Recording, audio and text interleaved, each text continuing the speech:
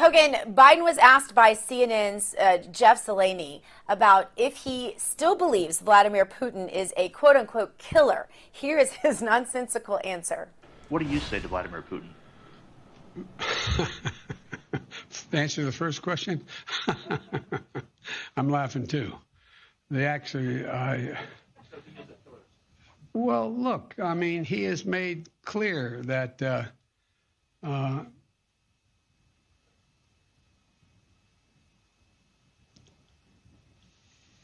answer is, I believe he has in the past essentially acknowledged that he was, there are certain things that he would do or did do. Just wow. Hogan, I honestly don't even know what he said, but I'm going to let you react to that. I don't know what he said either, but I haven't known what Joe Biden's been talking about for decades now, so that's nothing new.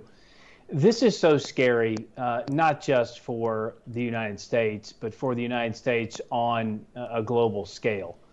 Again, whenever a president of the United States actually speaks, it's not just the American people who hear, it's not just our media who critique it, it's the world. And every time Joe Biden seems to open his mouth, there is another problem. There is a wide open, hole for which the rest of the world can drive all of their programs through that Joe Biden is allowing to happen. This global tax he's pushing for, no wonder all of the leaders at NATO were smiling from ear to ear the entire time. They knew the gravy train was back on the tracks. Donald Trump did something I think so many people forget about, and that is making other countries pay their fair share. We were no longer the world's piggy bank, as President Trump put it. He stood up strong for the American people, put the American people first, put our companies, put our businesses on the front burner. Joe Biden is a globalist who is going to put our businesses on the back burner. He has a record of putting the American people last. He's done so with his policies as president. He's done so for the last 50 years in elected office, whether it be with China or other nations. You saw that on full display in NATO. Forget the fact for a moment he gets Syria and Libya mixed up. Forget the fact for a moment that he's caught wandering around into weird places, and his staffer had obviously seen this kind of behavior from the president before, because she went up and grabbed him by the hand and led him out of the lunchroom. It was so odd and so weird. Forget all that for a minute.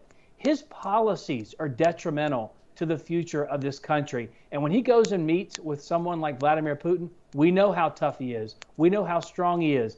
Donald Trump put Vladimir Putin and Russia in their place, being tougher on that area, being tougher on that leader than Barack Obama and Joe Biden ever thought about doing. And let's not forget, the Democrats were adamant about the fact that Russia interfered in our 2016 election, which they did. They understand Russia's aggression across the world. They did nothing about it. The track record is already there. Joe Biden has always talked a good game. His actions are always awful. And quite frankly, I'm worried for the future of this country. I'm worried about tomorrow and the meeting between those two leaders, because Joe Biden is a shell of himself at best.